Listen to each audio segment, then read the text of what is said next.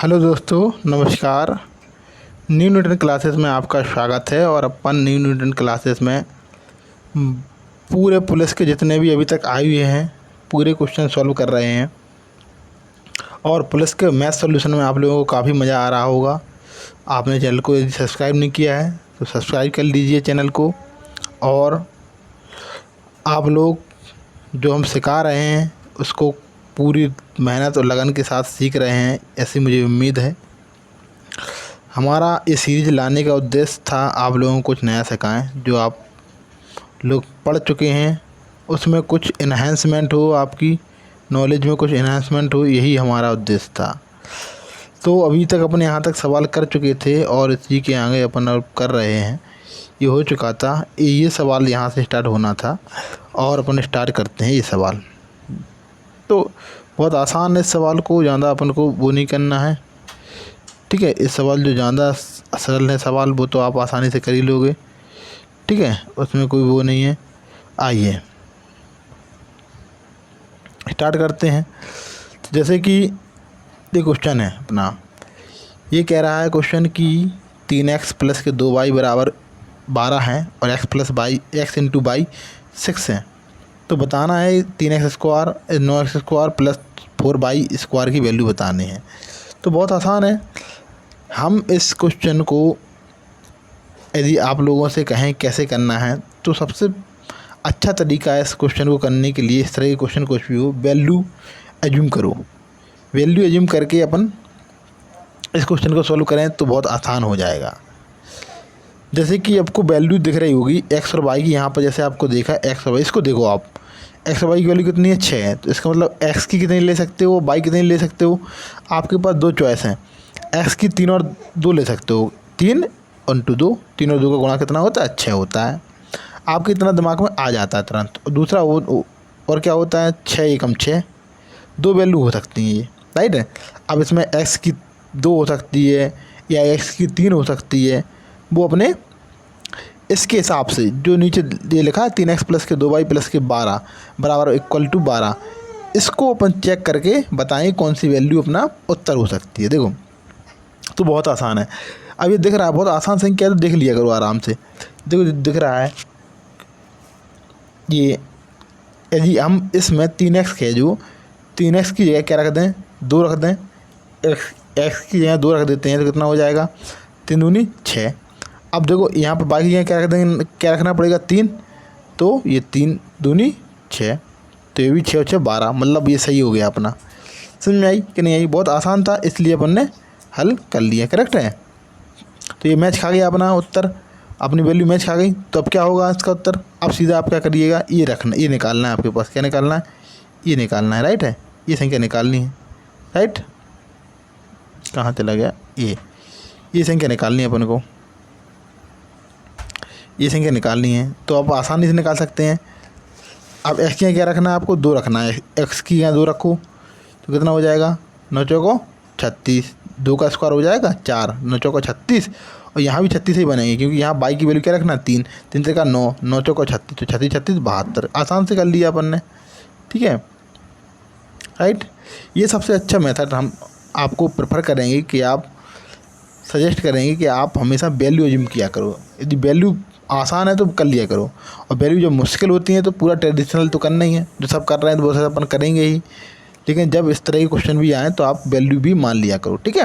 आसान थी, कोई दिक्कत की बात नहीं थी। आपके दिमाग में ऑटोमेटिक आना चाहिए कि एक्स और वाई का गुणा है जो 6 आ रहा है, तो आपको समझ में आ जाना चाहिए कि एक ही है, 3 दूनी 6 हो सकता है, ठीक है। अब किसको 3 लेना है किसको 2 लेना है वो यहाँ से पता चल रहा था, 3x प्लस 2y बराबर 12, यहाँ से पता चल रहा था कि क्या लेना है, ठीक है, करेक्ट है। तो ये आपने उत्तर निकाल दिया इसका। फिर यहाँ समझ में आ गया कि एक्स की वैल्यू यहाँ भी 6 बने और यहाँ भी 6 बन जाए तभी 12 हो सकते हैं। तो एक्स की वैल्यू 2 होगी, वाई की वैल्यू 3 होगी, उत्तर हो गया। अब देखो यदि आप डायरेक्ट करना चाहें तब भी आप डायरेक्ट कर सकते थे सवाल, पूरा ट्रेडिशनल जैसे सब लोग करते हैं वैसा भी आप कर सकते थे, ठीक है। देखो कैसे करते हैं वो चीज़ समझ लेते हैं। जैसे कि यहाँ पर पूछा क्या है 3x स्क्वायर प्लस के 2y का स्क्वायर बताना है, 4 y का स्क्वायर 9x स्क्वायर और प्लस 4y का स्क्वायर निकालना है। तो देखो आप यहाँ पर देखो ये संख्या देख रहे हैं 3x प्लस के 2y इक्वल टू 12। यदि अपन इसका स्क्वायर कर दें, क्या कर दें, स्क्वायर, तो ये संख्या बनेगी कि नहीं बनेगी बताओ। 9x² बन जाएगा प्लस के 4y² बन जाएगा, बन जाएगा नहीं बन जाएगा। यदि अपन स्क्वायर कर दें दोनों ओर का, तो देखो दोनों ओर का स्क्वायर करो। ये देखो ये समझ में कैसे आ रही है दिमाग में अपने, ये दिमाग में जब आ रहे हैं कि जब अपन को निकालना क्या है, अपन ने देखा 9x² प्लस के 4y², तो अपन को दिमाग में अब ये आ रहा है कि भैया इसका स्क्वायर करने से ही बनेगा ये। यदि हम ऐसा पूछ लेते 27x³ और प्लस के 8y³, तो आप लोग इतना देख के बता सकते थे कि इस संख्या का जो है 3x प्लस के 2y बराबर 12 है, इसका क्या करना पड़ेगा, क्यों। ये कहाँ से देख के पता चलता है, इस जो पूछा गया है उसको देखने के बाद पता चला हमें, ठीक है। यदि ये संख्या पूछते तो ठीक है, तो ये आपको क्वेश्चन को देखने के बाद पता चलेगा। अब इसका स्क्वायर करना ही समझ में आ गया। अब स्क्वायर करते हैं फटाक से। देखो इसका स्क्वायर क्या हो जाएगा, दोनों ओर का स्क्वायर कर दिया हमने, क्या कर दिया, दोनों ओर का स्क्वायर कर दिया, करेक्ट है। दोनों ओर का स्क्वायर किया, क्यों किया, क्योंकि अपन ने ये देखा कि 9x² निकालना है, तो 9x² कैसे बनेगी, स्क्वायर करने के बाद। अब स्क्वायर कर दो 9x² प्लस के 4y², ठीक है, प्लस 3 दूनी 2ab, 2ab में क्या आ जाएगा, देखो 2a में हो जाएगा 3x और b में हो जाएगा 2y इक्वल टू 144। ये आपको लिखना नहीं है, इधर गुणा में है तो आप लिखना नहीं है, ठीक है। ये संख्या करेक्ट है। ये आप ओरल कर सकते थे, 3 दूनी 6, 6 दूनी 12, 12xy हो गया, क्या हो गया, यहाँ पर हो गया 12xy, 12xy, और xy की वैल्यू ने दी है 144, xy की वैल्यू कितनी है, 6, तो 6 रख दोगे आप, तो 12 6 72 हो जाएगा, क्या हो जाएगा, 12 6 72, तो 72 घटाना 144 में से, तो क्या हो जाएगा, 72 उत्तर हो जाएगा, ठीक है। बहुत आसान था, कर लिया। ऐसा भी आप कर सकते हैं, लेकिन देखिए आपने यदि आपने वैल्यू एज्यूम की तो बहुत आसानी से हो गया था, इसलिए आप वैल्यू पे ध्यान दिया करें, क्योंकि वो भी ज़रूरी है कि अभी इस क्वेश्चन के लिए देखो जिसने वैल्यू एज्यूम कर ली वो आसानी से कर लेगा। तो अब आगे बढ़ें, इसमें और कुछ समझाने के लिए था नहीं और कुछ एक्स्ट्रा चीज़ें बताने के लिए था ही नहीं, ये तो आपको देखने के बाद पता चलेगा क्वेश्चन में क्या पूछा गया है, क्या अपन को निकालना है। अब आगे बढ़ते हैं, ये क्वेश्चन देखते हैं। कह रहा है कि एक वृत्त में यदि जीवा CD की तुलना में जीवा AB केंद्र O के अधिक निकट है, यदि जो जीवा है जो केंद्र के अधिक निकट है तो वो जीवा सबसे बड़ी होती है, करेक्ट है। तो सबसे बड़ी कहाँ है, ये तीसरे नंबर पे, ख़त्म, बस देखा और उत्तर। भाई व्रत थोड़ी बनाना है आपको, वहाँ पर क्या है, ऐसे व्रत नहीं बनाना है, ऐसे ही लड़का व्रत बनाएंगे तो आप टाइम लगा लोगे। अब आपको पेन नहीं चलाना है। अब आपको पूरा बता देते हैं। एक जीवा कहाँ है, दूर है व्रत केंद्र से, ये केंद्र वो है, इस केंद्र से एक जीवा कहाँ है, केंद्र के पास में है, तो जो हमेशा पास में रहेगी वो सबसे बड़ी जीवा रहेगी। और अब हम आपसे पूछते हैं कि एक जीवा है जो बिल्कुल केंद्र से होकर निकल के जा रही, तो वो सबसे बड़ी जीवा होती है व्रत में, याद रखो, उसे बोलते हैं व्यास जीवा। उससे बड़ी कोई जीवा नहीं होती, जो केंद्र से गुजरे वो सबसे बड़ी जीवा, वो भी जीवा ही है लेकिन वो सबसे बड़ी है, कॉर्ड बोलते हैं इसे इंग्लिश में, कॉर्ड, ये ठीक है। तो वो सबसे बड़ी कॉर्ड है, सबसे बड़ी जीवा है, उससे बड़ी जीवा कोई नहीं है। जो जीवा केंद्र से निकले वो सबसे बड़ी जीवा होती है, तो जो केंद्र के पास में रहेगी वो बड़ी होगी। तो ये पूछा गया है, तो ऑप्शन के हिसाब से कौन सा, तीसरा सही हो जाएगा, करेक्ट। और इसमें कुछ बताने के लिए था ही नहीं, और सब आप लोगों को पता ही है कि त्रिज्या क्या होती है, कॉर्ड क्या होती है। अब आप लोगों को एक क्वेश्चन बताना सरल सा कि ये कॉर्ड है जो केंद्र से होकर गुजरती है, इसी कॉर्ड से एक वृत्त पर कोण बनेगा, ये कितने डिग्री का होगा। आप लोगों को ये क्वेश्चन का आंसर कमेंट में लिखना है, ठीक है। आगे बढ़ें। अब देखो जो चीज़ हम आपको बताना चाह रहे हैं वो आप लोग सीखने की कोशिश करें। अब क्वेश्चन क्या है, ये है एक मंदिर में 25 बेलनाकार स्तंभ हैं और प्रत्येक स्तंभ की त्रिज्या इतनी है और ऊंचाई ये है, और स्तंभ की पेंटिंग लागत कितनी होगी, जिससे कि 8 रुपये प्रति वर्ग मीटर है। तो देखो आप एक चीज़ समझो, हमें एक चीज़ बताइए आप लोग कि जब वो कह रहा है कि 8 रुपये प्रति वर्ग मीटर, तो क्या है उसकी लागत है, मतलब 8 रुपये प्रति वर्ग मीटर का मतलब क्या होता है कि 1 मीटर स्क्वायर पर हम 8 रुपये लेंगे, ठीक है। 1 मीटर स्क्वायर पर हम कितने लेंगे, 8 रुपये लेंगे, इसका मतलब ये होता है, ठीक। मतलब कि आपके पास जितना भी क्षेत्रफल होगा, क्षेत्रफल क्या होता है, मीटर स्क्वायर में होता है। इसलिए आप पकड़ जाओ, यहाँ से आप पकड़ सकते हैं यहाँ से क्वेश्चन कि 8 रुपये प्रति वर्ग मीटर, मतलब 8 रुपया हम लेंगे, 8 रुपया हम लेंगे जब आप 1 मीटर, 1 वर्ग मीटर मतलब 1 वर्ग मीटर मतलब क्षेत्रफल, इतना क्षेत्रफल पे पुताई कर लोगे जब हम आपसे 8 रुपये लेंगे, ये कहना चाह रहा है। तो आपको समझ में आना चाहिए कि जब आप स्तंभ है तो स्तंभ को जब आप पुताई करोगे तो क्या करोगे, चारों ओर करोगे उसके ऊपर, ठीक है, ठोस है एकदम, तो क्या करोगे, चारों ओर करोगे। तो चारों ओर क्या होता है, क्षेत्रफल, मतलब वक्रपृष्ठ क्या होता है, वक्रपृष्ठ। इसे वक्र क्यों बोला जाता है, क्योंकि ये ऐसा कर्व जैसा आकार का होता है, गोल होता है ना, तो गोल को बोलते हैं पर वक्र, इसलिए वक्रपृष्ठ लगा है। पृष्ठ क्या होता है, बाहर का क्षेत्रफल, तो क्षेत्रफल ही निकालना है आपको, क्या निकालना है, क्षेत्रफल। तो देखो ये बेलनाकार है तो आपको पता ही है बेलन का क्षेत्रफल, बेलन का वक्रपृष्ठ क्या होता है, 2πRH, क्या होता है 2πRH। अच्छा संपूर्ण पृष्ठ नहीं निकालेंगे, संपूर्ण पृष्ठ क्या होता है, ऊपर का भी और नीचे का भी, ठीक है। जो बेलन है, यदि बेलन का ऊपर का भी हिस्सा हो, नीचे का भी हिस्सा हो, तो अपन वक्रपृष्ठ का प्रभु संपूर्ण आ जाएगा, ऊपर का भी नीचे का। लेकिन ऊपर और नीचे का कुछ नहीं कहा, इसने सिर्फ कहा कि आपको सब में टॉप वाला और सब में नीचे वाला नहीं करना, आपको तो पूरा करना है, बस ऊपर वाला छोड़ देना है, टॉप वाला, और नीचे वाला छोड़ देना है, तो वक्रपृष्ठ आ जाएगा। ये आपको क्वेश्चन में समझ में आना चाहिए, क्योंकि अपन ये नहीं समझ पाते हैं कि वक्रपृष्ठ पूछा है कि संपूर्ण पृष्ठ पूछा है, ठीक है। संपूर्ण पृष्ठ कब कहता, जब वो टॉप वाला, एकदम टॉप, सबसे ऊंचा का, ऊंचे में जैसे कि ऊंचा जो रहता है ना, छत उसकी कह सकते हैं, जो टॉप है, टॉप और सबसे नीचे वाला हिस्सा हो, तब अपन कहते हैं संपूर्ण पृष्ठ। तो वक्रपृष्ठ यहाँ समझ में आ रहा है कि क्या होता है, 2πRH, ठीक है। अब आप गुणा करने पे लगे हो, लेकिन गुणा करने से उत्तर तो मिल जाएगा आपको, लेकिन गुणा तो सभी करेंगे, फिर आपकी जीत कहाँ है, ये चीज़ आपको सोचना है हर बार कि भाई गुणा तो सभी लोग कर रहे हैं, पर हमारी जीत कहाँ है, ठीक है। अपनी जीत हमेशा याद रखना है, कहाँ जीत है, क्या हम पूरी कैलकुलेशन करें तो हमारी जीत है, ठीक है। अब देखते हैं, अपन पूरी कैलकुलेशन नहीं करेंगे, पहले हम आपको पूरा सवाल बता रहे हैं, जैसे कि आप करते हैं। 2π का मान रखोगे 22/7, और r का मान क्या है यहाँ पर देखो 28 है, रख दो, और h का मान कितना है 4 है, रख दो। और ये तो होगा एक बेलन है, उसका वक्रपृष्ठ है, एक बेलन है उसका वक्रपृष्ठ है, ठीक है। आपको कैसे कितने बेलन करने हैं, आपको कैसे 25 बेलन करने हैं, कितने 25 बेलन, तो 25 बेलन का गुणा कर देंगे तो तभी तो 25 होगा, ठीक है।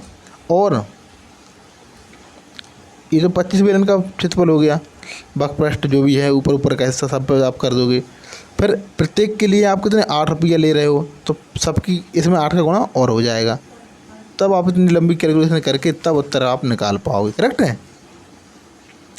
अच्छा इसमें अब एक चीज़ और देखो कि इसमें यूनिट देखो, इसमें क्या है 28 सेंटीमीटर, और यहाँ पर सब में मीटर में है, तो इस 28 में भी आप 100 का भाग लगाओगे तब आप मीटर में बदल पाओगे। अब देखो सब यूनिट है, जो यूनिट है ये सब मीटर में हो गई है। अब अपना उत्तर निकलेगा यहाँ से, करेक्ट। यहाँ से आप काटो पीटो, देखो काटो, 7 से ये कट जाएगा, 7 चौका 28, ठीक है। और ये 25 चौका 100 हो जाएंगे, ये 4 से ये 4 कट जाएंगे, करेक्ट है। अब आपस में जो है इकाई अंक मैच करके गुणा कर लो, उत्तर हो जाएगा। देखो क्या आ रहा, इकाई अंक मैच कर लो, बस ज़्यादा पूरा नहीं करना क्योंकि सब में इकाई अंक अलग अलग हैं।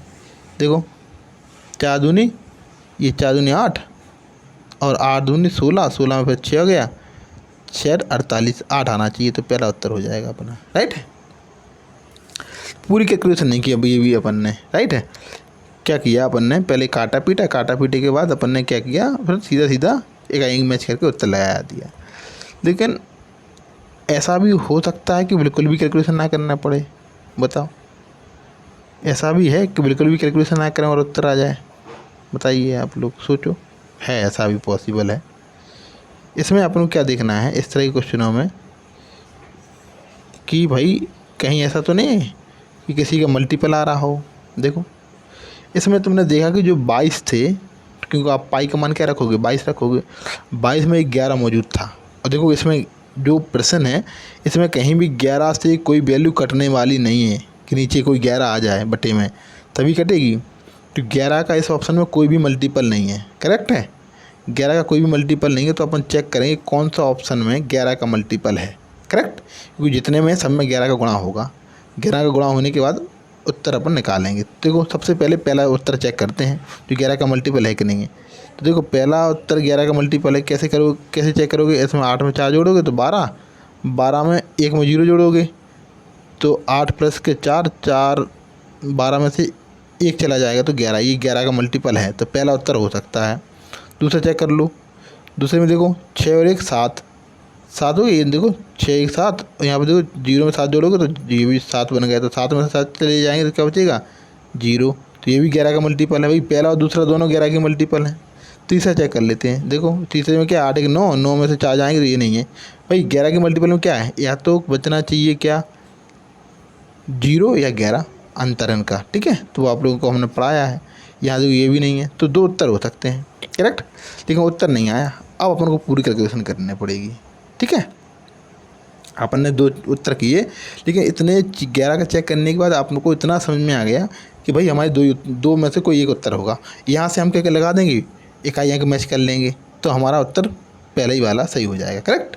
तो इकाई अंक मैच करने के लिए दो सबसे पहले क्या तरीका है, आपने समझा कि ये तो 2 है, ये 22/7 है, और यहाँ पर आर की वैल्यू 28 रखोगे, यहाँ पर रखोगे एच की वैल्यू कितनी है 4 है, और यहाँ पर कितने 25 खम्मे लगाने हैं 25 पे, और 8 का गुणा और होगा क्योंकि प्रत्येक के लिए क्या है, प्रत्येक के लिए क्या है 8 का गुणा और होगा, राइट है। तो बटे में 100 लिखना है क्योंकि आपको पता है कि मीटर वो है सेंटीमीटर से मीटर में बदलना पड़ेगा। अब आप इकाई अंक मैच कर लीजिए। इकाई अंक मैच करने के लिए सबसे पहले क्या करना है, ये जो है ये हटा दो, 7 चौक 28, अब ठीक है इकाई मैच हो जाएगा, ठीक है। और यहाँ पर डिजिट सम भी लगा सकते थे, इससे और ही आसान हो जाता, तो वो हम आपको सिखाएंगे तब हम आपको पढ़ाएंगे। अभी तो आप सीधा सिंपल याद रखो कि इकाई मैच करना, तो हमने सब 7 से नीचे की संख्या काट दी। अब देखो ये 25 से 4 25 चौका 100 होते हैं, तो यहाँ भी 100 बढ़ रहा है और यहाँ भी नीचे भी 100 है, अब हट गया नीचे, अब सीधा लग जाएगा। इकाई मैच कर लो, 2 दूनी 4, 4 चौका 16, 16 में 6, 6 48 हो गया 8, इकाई मैच खा गया। अब आगे बढ़े करेक्ट। तो हमने क्या सीखा इस क्वेश्चन में, हमने ये सीखा इकाई अंक मैच करेंगे, लेकिन हम पूरी कैलकुलेशन नहीं करेंगे कि पूरा गुणा भाग करते रहें, और किसी का मल्टीपल चेक कर लेंगे, राइट। ये आप लोगों को सीखना है। अगला क्वेश्चन कह रहा मेरी आयु 12 वर्ष के बाद 3 गुनी हो जाएगी। कोई बंदा है कह रहा है कि ये लेना है, देखो ये लेना है, चलो ये है, कह रहा है कि 12 वर्ष जब बीत जाते हैं तो मेरी 3 गुनी हो जाएगी। यहाँ पर आप बीच में हो, अभी वर्तमान में हो, क्या ये बीच वाला जो है वर्तमान है, इस साइड पीछे है, इस साइड 12 वर्ष के बाद, क्या 12 वर्ष के बाद, ठीक है। और यहाँ पे क्या कह रहा है कि 3 गुनी हो जाएगी, ठीक है, 12 वर्ष के बाद 3 गुनी हो जाएगी। और जितनी 4 वर्ष पूर्व थी, मतलब मेरी जो 4 वर्ष पहले थी ये 4 वर्ष पहले थी, कितनी थी -4 वर्ष पहले x थी, ये यहाँ से हटा के अपन यहाँ लिख देते हैं, ये जो है ये भी यहाँ पर देखो, आप यहाँ पर लिख दिया हमने, ये x 4 वर्ष पहले थी, अब हमारी 12 वर्ष बाद तिगनी हो जाएगी, करेक्ट है। ये और जो बीच में डंडा है ये है क्या है, ये है अपना जो बीच में डंडा, ये देख रहे हैं आप लोग, ये है x, ये अपनी वर्तमान है, क्या है वर्तमान, तो पूछ रहा है वर्तमान आयु कितनी होगी, सब राइट। समझ में आई कि नहीं आई। यहाँ 12 वर्ष बाद है, यहाँ वर्तमान से 4 वर्ष पहले है, तो इससे इस पहले की और बाद की तुलना करा रहा है। तो देखो इन दोनों के बीच का अंतर कितना है, इन दोनों के बीच का अंतर है 2x, कितने हैं 2x का अंतर है।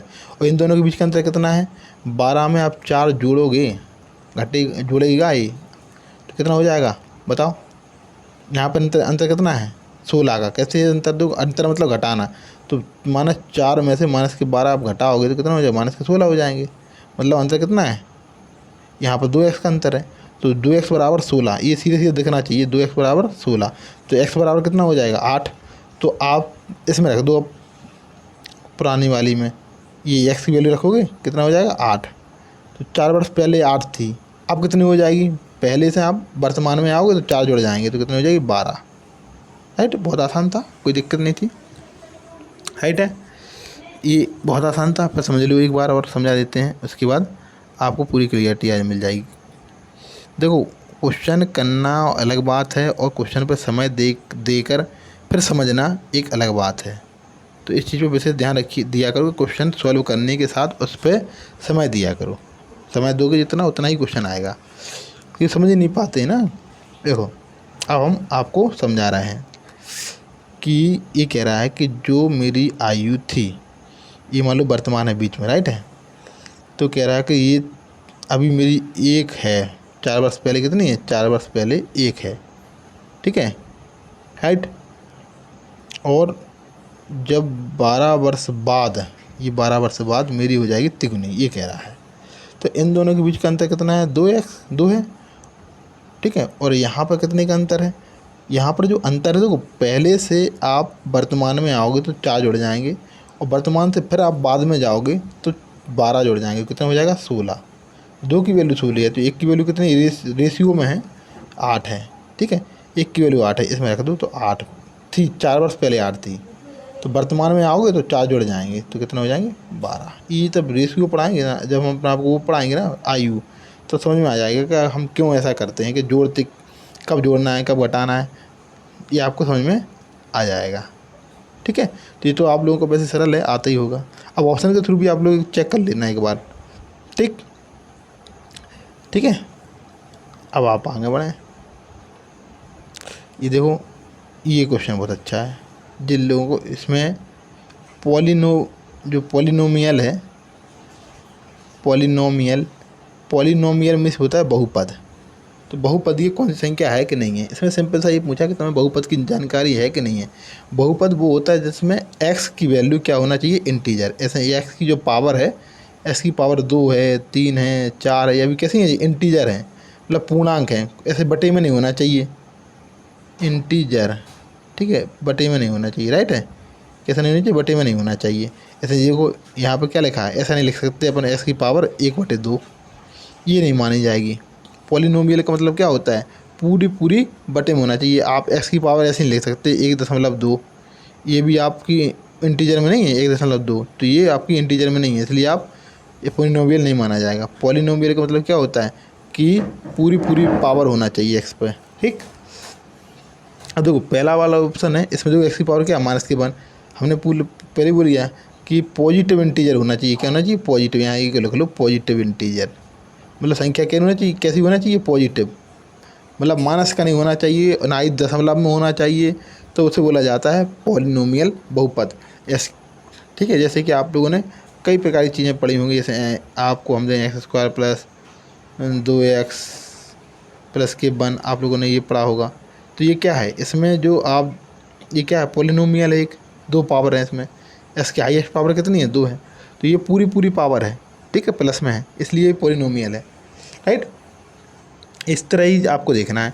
पहला में तो देखो माइनस की पावर है तो ये नहीं हो सकता, दूसरी पावर में क्या है, ax क्या है, बटे में है, इसलिए ये भी नहीं हो सकता, क्योंकि आप जो बटे में जब कभी एक सा लिखा है, 1/x लिखा है, इसका मतलब क्या है कि x की पावर -1, क्योंकि आप x कहाँ ले जाओगे, ऊपर ले जाओगे, तो माइनस की पावर हो जाता है, ठीक है। जब कभी x नीचे से ऊपर ले जाओगे तो माइनस की पावर हो जाएगा, ठीक है। तो ये बटे में नहीं होना चाहिए, बटे में लिखा है इसलिए ये बटे में नहीं हो सकता, इसलिए ये भी नहीं है, दूसरा उत्तर भी। तीसरा देखो, तीसरे में देखो सही है, कोई भी x की पावर देखो कहीं भी बटे में या दशमलव में नहीं है, इसलिए x का तीसरा हो जाएगा। चौथा देखो, चौथे में क्या लिखा है, x की पावर क्या लिखा है, 1/2, x की पावर ये क्या लिखा है, 1/2 लिखा है, इसलिए ये भी उत्तर नहीं होगा। जो पूरी पावर हो, यहाँ लिख दिया। पॉलिनोमियल का मतलब क्या होता है, पॉजिटिव होना चाहिए और इंटीजर होना चाहिए, बटे में नहीं होना चाहिए संख्या, इसलिए पॉलिनोमियल की ये परिभाषा होती है, आप लोग याद रख लीजिए।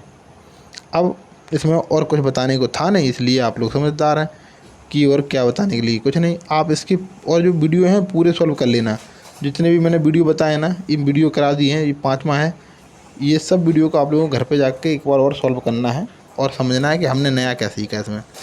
अब संख्या देखो क्या रहा है, कोई छोटी संख्या है, जैसे 1100 में गुणा करो, भाई 1100 में गुणा करो, और क्या कह रहा है कि पूर्ण गुणनफल एक पूर्ण वर्ग हो जाए, भाई परफेक्ट स्क्वायर बनाना है। तो तुम्हें पता है परफेक्ट स्क्वायर के लिए इसमें 2 तो बिंदु हैं, ठीक है। तो परफेक्ट स्क्वायर 2 ऐसे परफेक्ट स्क्वायर बनाना है, ऐसे ये है। आप कहोगे 1100 पूरा निकला है बाहर, तो कैसे निकलेगा बताओ। आप कहोगे भाई पर 2 बिंदु में से एक बिंदु तो बाहर आ जाएगी, ठीक है, तुम्हें कि 2 बिंदु से एक बिंदु बाहर आ जाएगी। अभी ये 11 बचेंगे, 11 बच्चे हैं, तो इसको 11 को बाहर निकालने के लिए क्या करना पड़ेगा, 11 गुणा और करना पड़ेगा, तभी होगा कि नहीं होगा बताओ। तो ये बाहर निकलेगा कि नहीं निकलेगा, तो आप कहोगे हाँ तो अब 11 का गुणा करना पड़ेगा, इसका मतलब क्या करना पड़ेगा, 11 का गुणा। आसान था, राइट। मतलब 1100 में आप 1100 हैं जी, इसमें आप 11 का गुणा करो, क्योंकि इसमें 11 ही कम है, 2 बिंदी है तो 1 बिंदी बाहर निकल आएगी, 2 11 होना चाहिए तब एक 11 बाहर निकलेगा, तभी तो परफेक्ट स्क्वायर होगा। अब 1100 का परफेक्ट स्क्वायर क्या हो जाएगा, 110। एक 11 मौजूद तो एक बिंदी मौजूद तो 110 हो जाएगा। अब मतलब कितनी बन जाएगी संख्या, गुणा करोगे 1100 में 11 गुणा करोगे तो कितना हो जाएगा, 11 में 11 121, 21 एक इतनी बड़ी संख्या हो जाएगी, तब उसका आप समझ जाएंगे परफेक्ट स्क्वायर क्या है, 110। करेक्ट है। तो आप इस तरह गुणा करने हैं, कभी कभी कभी कह देगा किसका भाग दें जिससे परफेक्ट स्क्वायर बन जाए, तो आप क्वेश्चन के अकॉर्डिंग समझ जाना कि कब भाग देना है, कब। यदि भाग दे तो आप लोग एक सवाल को बताइए, चलो इसी में हम पूछ रहे हैं किस संख्या का भाग देंगे कि परफेक्ट स्क्वायर बन जाए। चलिए इस संख्या में 1100 में किस संख्या का अपन भाग देंगे, या कौन सी संख्या आपको अपन भाग दें जिससे कि परफेक्ट स्क्वायर बन जाए, ये क्वेश्चन है आप लोगों के लिए। आप लोग इस क्वेश्चन का उत्तर दें। कैसे करना है हम आपको हिंट देते हैं। इसके करोगे आप गुणनखंड, क्या करोगे, गुणनखंड। 1100 की गुणनखंड करोगे, 1100 की गुणनखंड करने के बाद उसमें जो संख्या ज़्यादा रहेगी उसी का आप भाग लगा दोगे। ठीक है, जैसे कि आप 1100 के ऐसे गुणनखंड करोगे, ऐसे रहे 1100 की गुणनखंड करोगे। ठीक है, और दूसरे प्रकार से गुणनखंड कैसे कर सकते हो आप 1100 के, ऐसे भी 1100 के गुणनखंड कर सकते हो। देखो आप एक 5 के गुणा करके बनता है एक 0, तो कितने 2 हैं इसमें, 2 जीरो कितने हैं, 2 हैं, तो ये और ये 2 5 हैं और 2 जीरो हैं, राइट है। 2 2 रहेंगे, 2 5 रहेंगे, तो दोनों जीरो बन गए। अब क्या बचे 11। ठीक है, अब इस संख्या में आपने कहा गुणनखंड हो गया, कितना आसानी से कर लिया। आप इस तरह सोचना स्टार्ट करोगे तो आसानी से, आपको पूरा ऐसा नहीं करना पड़ेगा बच्चों जैसा करते हो आप लोग, 2 का भाग लगा रहा है फिर ऐसे कर रहे हो। ठीक है, इतना आसानी से हो जाता है। अब इसमें 11 जानता है, क्या है 11 जानता है। देखो इसमें 2 पावर हैं, ठीक है, ये परफेक्ट स्क्वायर बन जाएगा। इसमें भी 2 पावर हैं, 5 की पावर भी 2 है, इसी ये भी परफेक्ट स्क्वायर बन जाएगा। तो 11 जानता है, इसमें नहीं है 2 पावर। जब 2 घात नहीं है तो ये 11 का भाग लगा दो संख्या में, क्या लगा दो, 11 का भाग लगाएंगे तो 11 से 11 कट जाएगा, तो अभी ये परफेक्ट स्क्वायर बन जाएगा। समझा कि नहीं। तो इस तरह भी क्वेश्चन पूछ सकता है। और इसमें कुछ जानने के लिए और क्या है, सब कुछ हो गया, अपन ने गुणा करके देख लिया है, ठीक है, और भाग का भी देख लिया है। अब वो ये भी पूछ सकता है क्या जोड़ें, भाई 1100 में क्या जोड़ें, इसके आसपास कोई नंबर है जिससे कि परफेक्ट स्क्वायर बन जाए, ऐसा ही पूछ सकता है। या क्या घटाएं जिससे कि ये परफेक्ट स्क्वायर बन जाए। तो आप लोग इस पर विचार करो कि क्या जोड़ें हम। तो आप लोगों को परफेक्ट स्क्वायर पता होना चाहिए। 1100 के आसपास कोई संख्या है जो परफेक्ट स्क्वायर हो, बताओ।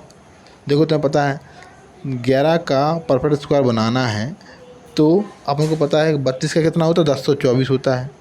ठीक है, और 33 का कितना होता है, 1089 होता है। कितना होता है, 1089। और 34 का कितना होता है बताओ, 1196। यदि वो जो कहे जोड़ें क्या, तो अपन कहेंगे 1196 होता है 32 का, तो 96 जोड़ दो, ये उसका होता है 900। ठीक है, 36, ये 34 का होता है 1196, तो अपन कहोगे 96 जोड़ दोगे, 34 का कितना होता है, 1196 होता है ना। ठीक, तो आप लोग समझ जाओगे ये 96 जोड़ना। घटाना क्या पड़ेगा, अब पता 33 कितना होता है, 1089। 1089 के आसपास क्या है, ये 11 घटा दो इसमें से तो 1089 आ जाएगा। जोड़ने का पूछे, घटाने का पूछे, कुछ भी पूछे, अब आप लोग आसानी से कर लोगे। राइट है, बहुत डीप में बताया हमने क्वेश्चन।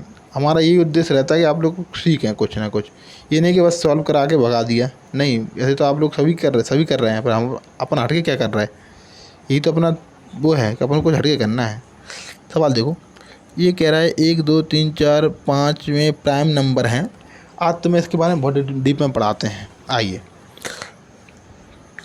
कह रहा है कि 1 2 3 4 5 इन संख्याएं हैं, इनका आपस में ये सब चयन करते हुए अभाज्य संख्या, मतलब प्राइम संख्या है, क्या प्राइम संख्या। ठीक है, कह रहा अभाज्य संख्याएं हैं वो बतानी है आपको। राइट, कितनी संभावना है कि प्रत्येक चयनित संख्या के सम होने की संभावना क्या है। ठीक है, ये पूछ रहा है, तो आसान है। राइट, कर सकते हैं, तो बताइए क्या होगा। ठीक है, देखो अभी इसका पेन नहीं चल रहा, कहाँ चला गया, अरे यार क्या हो गया, अरे यार ये नंबर कहाँ चला गया। 1 मिनट तो कुछ दिक्कत हो रही है, पता नहीं क्या हो गया। 1 मिनट, सब गड़बड़ हो गया। पेन में दिक्कत हो रही है थोड़ी सी, ये पेन कहीं पे छुप गया है ये आइकन।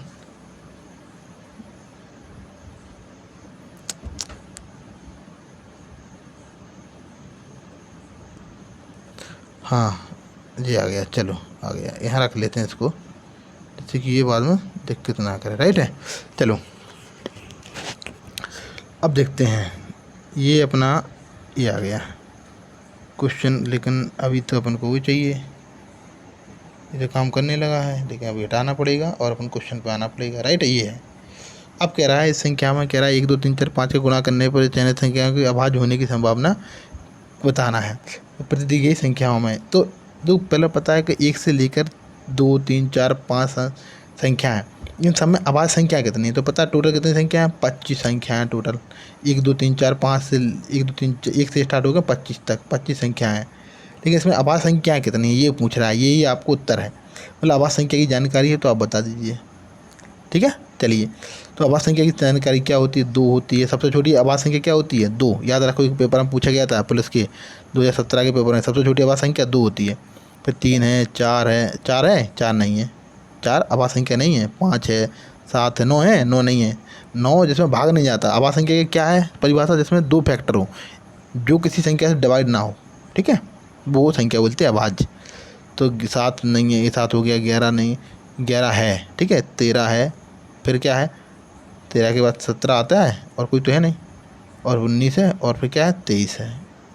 1 2 3 4 5 6 7 8 9, 9 संख्या है। तो क्या उत्तर हो जाएगा 9/25। ठीक है, आसान था। तो इसमें आपको याद रख लो।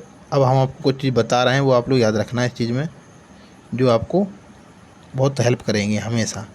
अब आपको डायरेक्ट सीधा, ये आपके एसएससी के पेपर में भी पूछा गया, 1 से लेकर 25 तक कितनी अभाज्य संख्याएँ होती हैं। अभाज्य मतलब प्राइम संख्या कितनी होती हैं, अभी बताया ना 9। 1 से लेकर 50 तक कितनी प्राइम संख्या होती हैं बताइए, 15। और 1 से लेकर 100 तक, 1 से लेकर 100 तक कितनी प्राइम संख्या होती हैं, 25। और 1 से लेकर 500 तक, एक से ये पूछा गया था एसएससी के पेपर में, 1 से लेकर 500 तक 95। और 1 से लेकर 1000 तक 168। ये आप लोग रट लीजिए बिल्कुल, ये चीज़ हमेशा पूछी जाती है पेपर में, इसलिए आप लोग रट लेना इस चीज़ को। ठीक है, अभाज्य संख्या हमने आपको, हमारे वीडियो आप देखोगे नंबर सिस्टम के, उसमें हमने अभाज्य संख्या के बारे में पूरे डिटेल में पढ़ाया है।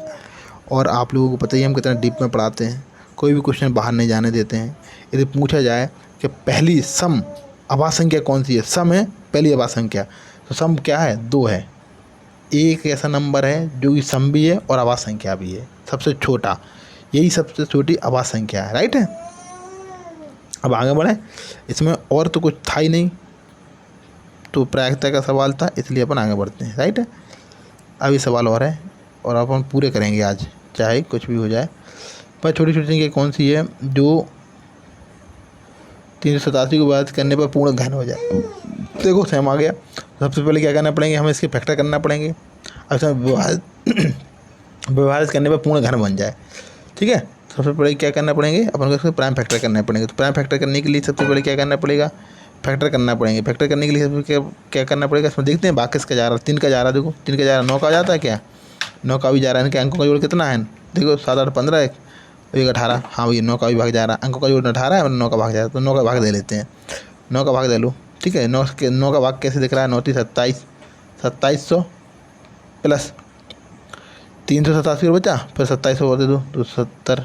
ठीक है, राइट, जो कैसे दिख रहा है, हम ऐसे दिख रहा है इस नंबर को, 2700 प्लस 270, क्योंकि आपको 3087 में भाग देना है 9 का, तो नंबर ऐसे दिखना चाहिए टूटता हुआ 2700। ठीक है, 387 बचा, फिर आपने 270, फिर आपके पास कितना बचा, 117 और बचा, तो 117 ये हो गया। अब कितने बार चला जाएगा, 9 का भाग दोगे 300 बार, प्लस 30 बार, प्लस 13 9 117, ये हो गया 343। कितना बार चला जाएगा, 343 बार। करेक्ट है, ये आपको नंबर ऐसे देखना है। अभी शुरुआत में टाइम लगेगा कि भाई बहुत, क्योंकि आपने ऐसे कभी प्रैक्टिस नहीं की होगी, लेकिन ये आप ओरल कर सकते हैं। 343 बार चला गया भाग, 343 बार। 343 आपको समझ में आ रही कि नहीं आ रही, 343। ठीक है, 343 आपको कैसे दिखता है बताओ? 7 का क्यू होता है 343, पता है ना? 7 का क्यू कितना होता है? 343। तो इसमें 7 का क्यू तो ये परफेक्ट घन पूछा, 7 का क्यू तो है, लेकिन 9 क्या है ज़्यादा है इसमें। ये तो 9 कैसे बनता है? या तो एक 3 मौजूद होता, क्योंकि अभी 3 का स्क्वायर कितना होता है? 9। इसमें एक 3 और होता तो अपन कहते 27 हो जाते, तो अपन कहते 3 का स्क्वायर, 3 का परफेक्ट घन ये है, तो अपन बता सकते थे कि परफेक्ट घन, ठीक है, परफेक्ट क्यूब। तो इसमें एक 9 में एक 3 कम है। यदि वो ये पूछ सकता है किस संख्या का गुणा करें, तो अपन कहते हैं कि 3 का गुणा कर दो। लेकिन अभी वो ये पूछ रहा है कि इसका भाग दें, तो ये 9 हटा दो। 9 का तो हटाने के लिए 9 का भाग देना पड़ेगा, तो ये उत्तर हो जाएगा 9, करेक्ट। यदि गुणा का पूछता है किस संख्या गुणा करें, तो अपन कह देते भाई इसमें एक 3 कम है, क्योंकि 9 तो है, और एक 3 और आ जाए तो अपन परफेक्ट क्यूब बन जाएगा। तो गुणा की पूछे, भाग की पूछे, कुछ भी पूछे, अपन आप आसानी से कर सकते हैं। एक बार समझ लिया ना, तो बस खत्म। आप कुछ सवाल और भी है नीचे हमने देखे थे, कहाँ देखते हैं? ये सब आपको जी के हैं, पढ़ाएंगे मैडम, पढ़ाएंगे आपको, इसलिए ना आप लोग समझते रहें चीज़ों को। ये चीज़, ये क्या सवाल और हैं? 3-4 सवाल और बचे हैं, ये ख़त्म होते हैं यहाँ पर। 4 सवाल और, इनको फटाक से देख लेते हैं, ज़्यादा समय ख़राब नहीं करेंगे अपना। ये देखो कह रहा है कि आपको पता है विकर्ण ओ है, ABCD एक आयत है और उसके विकर्ण ऊपर मिलते हैं, और OA, ये देखो OD, इमेजिन करो ऐसा आपको ये दिख रहा है कि नहीं दिख रहा? आयत ABCD, और ये कह रहा है OA, ये O है, ये है, और OD है, करेक्ट है। पूछ रहा है इनका मान दिया है, तो x का मान बताओ। अब तुम्हें पता होना चाहिए कि जो वर्ग हो या पर आयत हो, वर्ग हो चाहे आयत हो, सबके जो विकर्ण हैं, विकर्ण जहाँ भी मिलते हैं वहाँ से इनकी दूरी बराबर होती हैं, पता है ना? क्योंकि विकर्ण बराबर होते हैं, वर्ग के और आयत के विकर्ण हैं जो बराबर होते हैं, इसलिए जो मिलन बिंदु होता है इनके विकर्णों का मिलन बिंदु होता है। जैसे ये विकर्ण है, इन दोनों का मिलन बिंदु कहाँ? यहाँ पर है। तो यहाँ से इनकी दूरी, चारों जो इस सेंटर से दूरी है ना, ये बराबर होती है।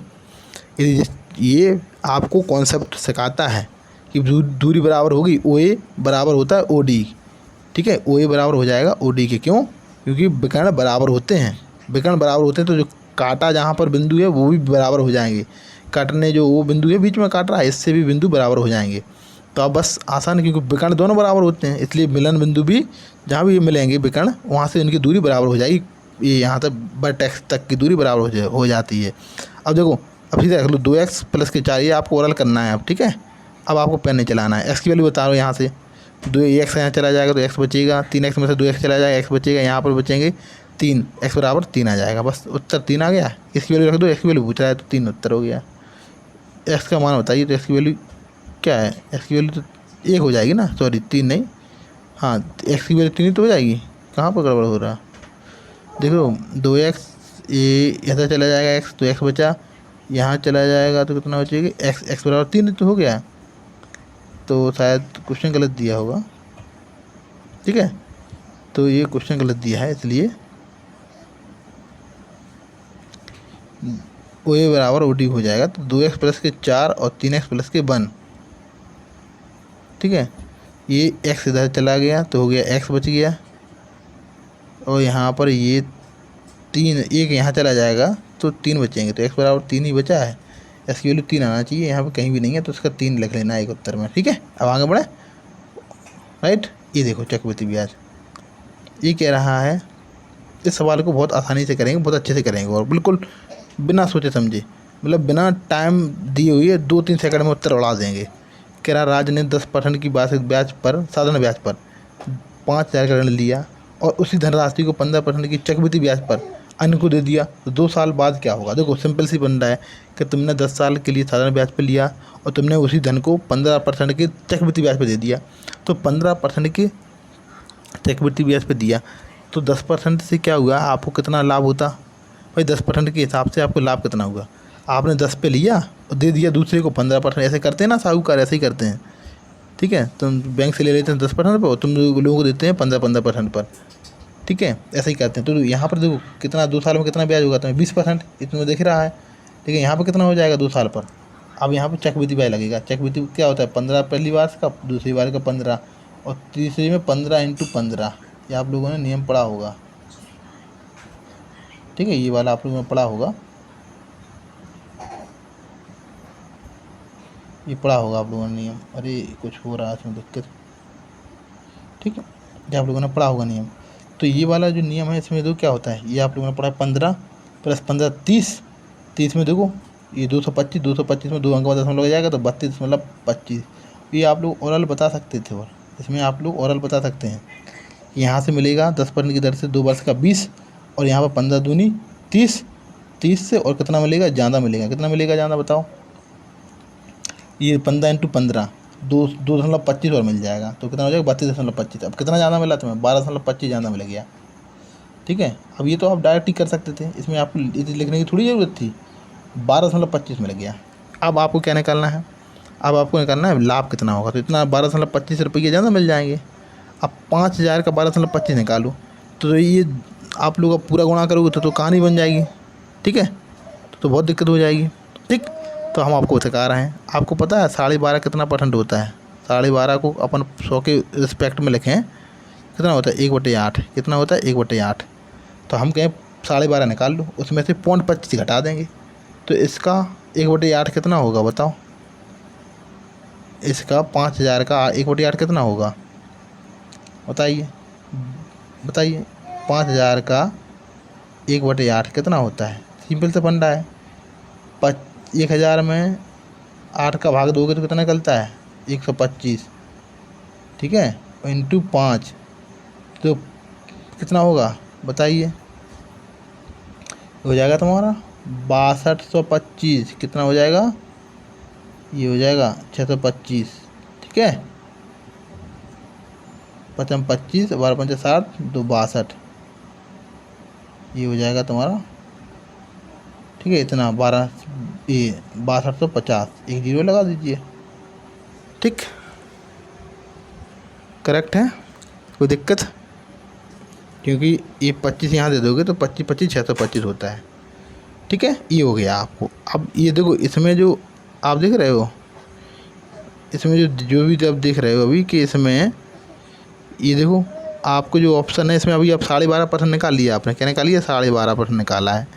लेकिन आपको क्या करना है, इसमें से अभी घटाना और है, कितना 0.25 घटाना है। 0.25 कितना होता है, देखो 5,000 का 1% कितना होता है 50, और 50 का चौथा हिस्सा कितना होता है 12.5, 12.5 घटा दीजिए इसमें।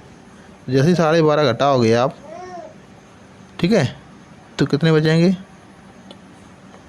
ठीक है 62, इसमें से आप घटाओगे ये 625 में से, 625 में से ये जीरो हटा दो, 625 में से आप 12.5 घटाओगे तो कितना बचेंगे 612, पहला उत्तर हो जाएगा, राइट। अब हम आपको इसमें इतना तो आपने किया, इतना नहीं करना है। अब हम सीधा सीधा आपको शॉर्ट में बता रहे हैं, आप उस पर ही ध्यान दें बस। ये सब चीज़ें आपको आती हैं करना, ये हमने आपको डिटेल में बताया है लिख लिख के। अब देखो हम थर्ड पोजीशन बता रहे हैं सवाल को, बस मात्र 2-3 सेकंड में आप कर लोगे। देखो अब सीधे पढ़ते हैं। आपने समझा 10% पे दिया है, 2 वर्ष के लिए दिया है। यहाँ देखो आपने देखा तो आपने कहा 20% हो गया, यहाँ से तो 20% अपने आपको यहाँ पर देखो 15% के हिसाब से दिया 2 वर्ष के लिए, तो 15 दूनी 30। और ये वाला फार्मूला आप लोगों को पता है, एक्स प्लस के बाई और x इंटू बाई अपन 100, ये आप लोगों को पता ही है, ये आप डायरेक्ट कर लिया करो।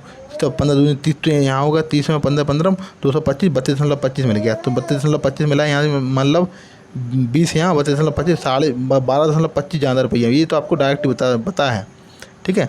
अब आपको पता है 12-25 मिलना, 12% निकालना, और उसमें तो अपन डायरेक्ट निकाल सकते हैं।